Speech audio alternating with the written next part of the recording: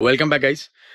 आज की वीडियो के अंदर हम लोग पीआर बेनिफिट्स के बारे में बात करने वाले हैं। जैसे आप लोगों ने लास्ट वाली वीडियो के अंदर देखा कि मेरा पीआर कार्ड मेरे घर पे मेरे बर्थडे के दिन पे आया था। उसके बाद मेरा जो स्टेटस है कनाडा में वो चेंज हो चुका है, right.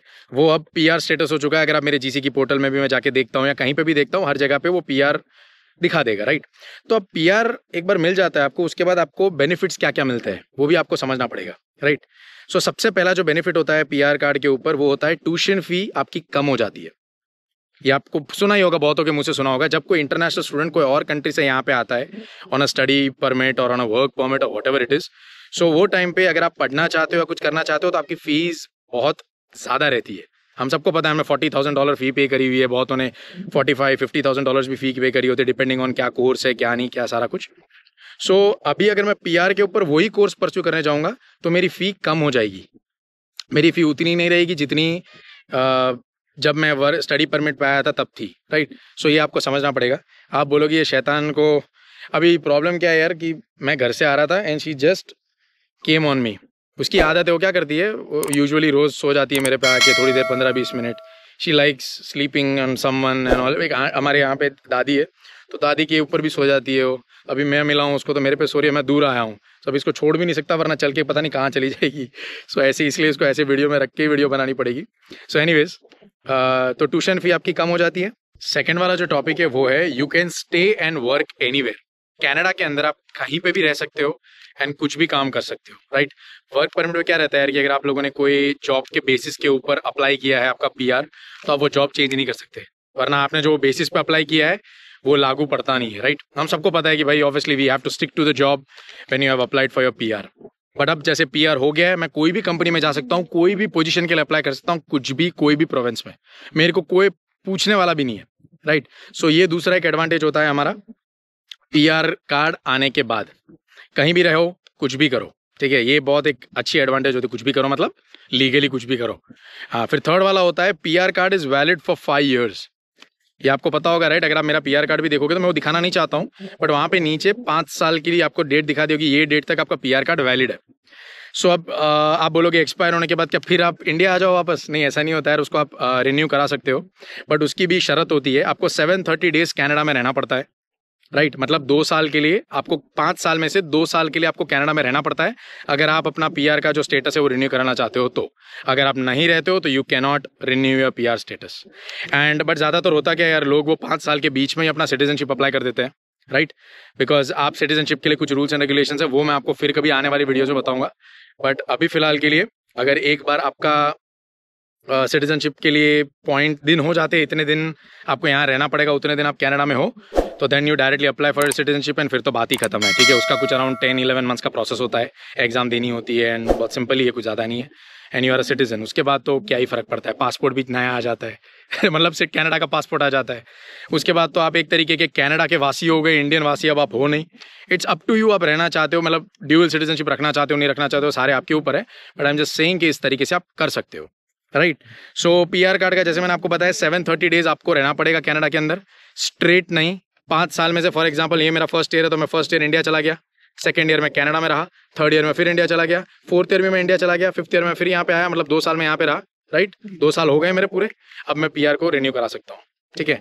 But don't take any risk guys. अगर 730 days बोला है तो उससे ज़्यादा दिन यहाँ पे रहना, वरना फिर उसमें भी लफड़े क्रिएट करेंगे जब सिटीजनशिप अप्लाई करने जाओगे या जो भी आपका फ्यूचर का प्लान है, रिन्यू करने जाओगे XYZ, ठीक है। इसका ध्यान रखना। उसके बाद बहुत सारी ऐसी जॉब्स होती है जहाँ पे पीआर रिक्वायरमेंट होती है, ओके। अब इसका झटका मेरे को बहुत पड़ा था भाई, जब मैं विंडसर में था, when I was applying for my field job. मेरी पढ़ाई खत्म होने से 2-3 महीने पहले मैं जॉब्स अप्लाई करने लग गया था। मुझे इंटरव्यू कॉल्स आने लग गए थे, बट वो सारे इंटरव्यू कॉल्स जो आते थे उसमें क्लियरली रिक्वायर्ड में था कि you should be a permanent resident और अ सिटीजन ऑफ कनाडा, जो मैं वो टाइम पे नहीं था। मैंने अप्लाई कर दिया, HR ने मुझे कॉल किया, और मैंने शुरू में जब अप्लाई कर रहा था तब तो मैंने कुछ भी लिखा हुआ था कि नहीं नहीं मैं हूँ ये वो फलाना ढिमकाना। बट उसने कॉल करके पहला क्वेश्चन ये पूछा कि आर यू परमानेंट रेसिडेंट और a citizen, and I was like obviously no. Then she is like no, ये पोजीशन के लिए आपको पीआर होना या सिटीजनशिप होना के लिए बहुत रिक्वायरमेंट है, राइट।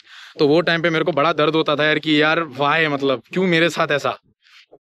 मेरे को यूएस की कंपनी से कॉल आए थे वो टाइम पे, and they were paying me like way more than what Canada के अंदर भी शुरू में लोगों की जॉब लगती है, लाइक 6 figures मे बी 150,000 के इर्द गिर्द they were paying me somewhere around that, because USD में पे कर रहे थे तो कैड में कन्वर्ट करोगे तो वो पे उतना चला जा रहा था।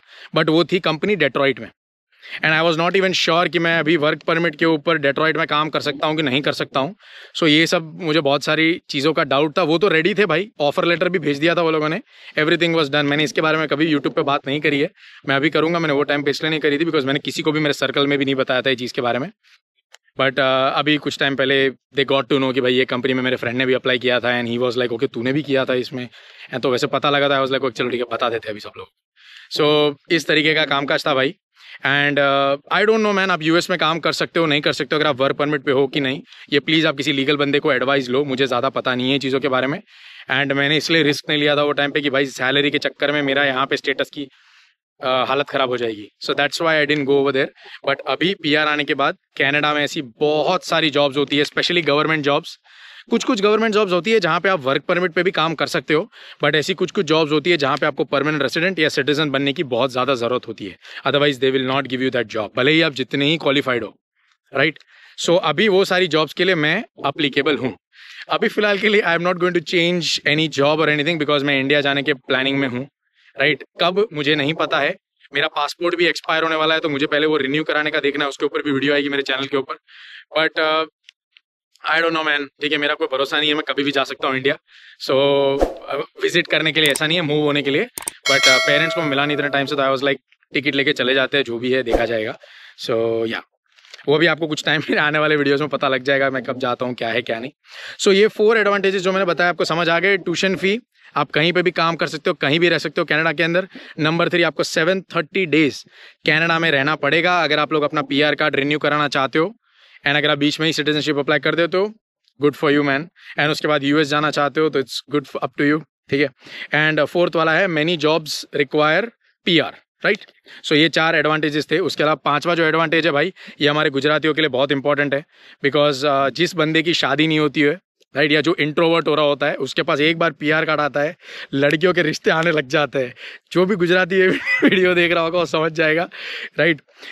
ये यार ये वो लोगों के लिए होता है ना जो इंट्रोवर्ट्स होते हैं। अब जो एक्सट्रोवर्ट्स होते हैं, लड़कियां फ्रेंड्स होती है, राइट, उनको तो कोई ऐसा कुछ पीआर कार्ड की जरूरत नहीं है, राइट। और पीआर कार्ड मुझे नहीं पता यार, मैंने ऐसा सुना है, ठीक है, मेरे लाइफ में ऐसा कुछ नहीं है भाई कि लड़की के आने, मतलब पीआर कार्ड के आने की वजह से ही लड़कियां आती है, ऐसा कुछ नहीं होता है। It all depends on your nature, उसकी क्या रिक्वायरमेंट्स है। बट भाई काइंडली ये जो 5th वाला टॉपिक बता रहा हूँ, इसमें प्लीज अलर्ट रहना यार, बिकॉज बहुतों को चूना लगा है, मैं आपको सच बता रहा हूँ, ठीक है। आई नो फ्यू पीपल जिन्होंने एंगेजमेंट करी, कॉल पे ही एंगेजमेंट कर ली इंडिया के अंदर, और लड़की ने और इसने, बट वो जब लड़की यहाँ पे आई उसका बॉयफ्रेंड कोई और था, तो she just dumped this guy and she went with that guy, right. तो वो सिर्फ आई थी यहाँ पे पीआर स्टेटस गेन करने के लिए, एंड वो लड़का पीआर भी नहीं था, उसका जो बॉयफ्रेंड था वो, तो अब उसके बेसिस पे वो लड़का पीआर हो गया। इस तरीके का सारा काम काज हुआ है, एंड यहाँ पे मैं जिसको जानता हूँ वो बेचारा डिप्रेशन में जा चुका है, राइट। तो इस तरीके की सारी चीजें होती है भाई, तो कृपया करके बी केयरफुल, फिर बाद में ऐसी दिन ना आ जाए कि यार मैंने क्या कर लिया। तो इसीलिए मैंने 5th वाला टॉपिक लिया। 6th वाला टॉपिक है कि आप यूएस जा सकते हो। अब मैं क्यों यूएस कर रहा हूँ यार, बिकॉज ऑनेस्टली स्पीकिंग गाइस, मुझे कोई ऐसा कनाडा से प्रॉब्लम नहीं है। जिस दिन मैंने कंट्री में पैर रखा था तब से I am very grateful for what ever I have got from this country. मैं इंडिया में एक अच्छे खासे घर से आता हूँ यार, मुझे कोई फाइनेंशियली इतना कोई प्रॉब्लम नहीं था। मतलब ऐसे घर से आता हूँ कि when I was coming from India to Canada, airport में माय फादर वाज लाइक तू कुछ भी मत कर, तू जस्ट घूम फिर, एंजॉय कर, एक्सप्लोर कर, मैं सारे पैसे भिजा दूंगा। मैं ऐसे घर से आता हूँ, ठीक है। तो आपको आइडिया लगे कि मैं जो पार्ट टाइम जॉब्स मैंने करी है, जो फील्ड जॉब के पीछे मैं पागल हो जैसे काम कर रहा हूँ, ये सब मुझे करने की जरूरत नहीं है। मेरा नेचर है कि मैं करता हूँ, but personally I come from a very good financial background. But at the same time जब मैं कनाडा को कंपेयर करता हूँ, इंडिया को कंपेयर करता हूँ, यूएस को कंपेयर करता हूँ, तो मुझे ये दोनों के, इंडिया और कनाडा के कंपैरिजन में मुझे यूएस ज़्यादा बेटर लगता है। वो क्यों यार, वो मैं आपको आने वाले टाइम में विद रिस्पेक्ट टू समझाऊंगा। आपको धीरे धीरे मेरे वीडियोस में पता लगेगा यूएस में ऐसा क्या है जो कनाडा में नहीं है, और ये कनाडा आपको, ये कंट्री कभी भी वो चीज़ें नहीं दे सकता है। इसका मतलब ये नहीं है कि मैं कनाडा को डिसरिस्पेक्ट करता हूँ या मुझे कनाडा से प्रॉब्लम हो गई है। लोगों को ऐसा लगता है वैना से कि कनाडा आना वर्थ इट नहीं है, तो दिया लगेगा भाई कितना नेगेटिव फैला रहा है इंटरनेट पे। कुछ भी नेगेटिव नहीं है, ये मेरी थॉट प्रोसेस है। मैं आपको ऐसा बोलता हूँ, मैं अपने फ्रेंड्स को ऐसा कभी नहीं बोलता कि भाई कनाडा आना वर्थ इट नहीं है। उनके अलग स्टैंड पॉइंट से, मेरे अलग स्टैंड पॉइंट से, वीडियो में तो मैं अपना स्टैंड पॉइंट शेयर कर सकता हूँ, राइट। सो यूएस, आप एक बार सिटीजनशिप हो जाती हो, then you can apply for some visa in US, and आप वहाँ जाके वर्क कर सकते हो। सो ये कुछ बेनिफिट्स होते हैं भाई, ठीक है। एंड हेल्थ कार्ड का क्या, हेल्थ कार्ड तो मैंने वर्क परमिट भी लिया हुआ था, बट उसके अलावा भी मुझे कुछ और बेनिफिट्स मिलते हैं जब मैं पीआर पे आता हूँ।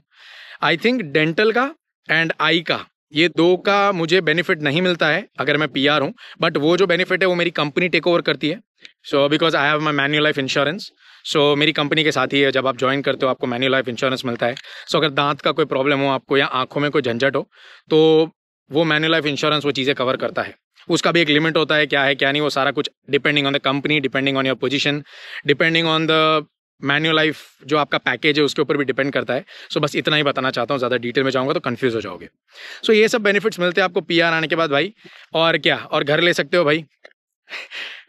सो या बट घर का मार्केट आपने देखा मेरे वीडियोस में, आपको पता लग रहा है किस तरीके का मार्केट है कनाडा के अंदर।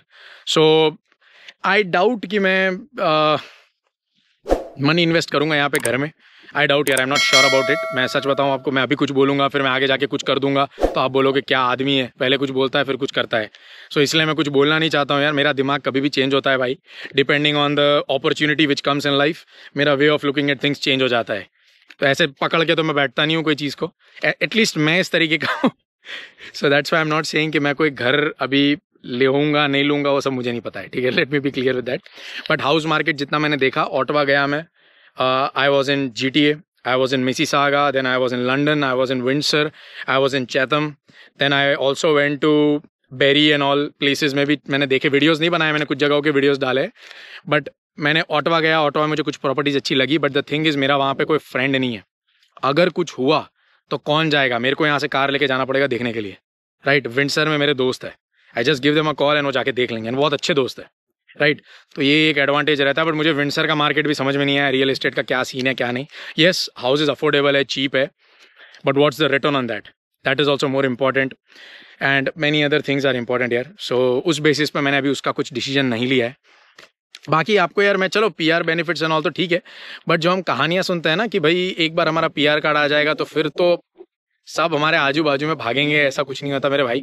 आजकल पीआर लेना is not a very big thing, हम सबको पता है, राइट।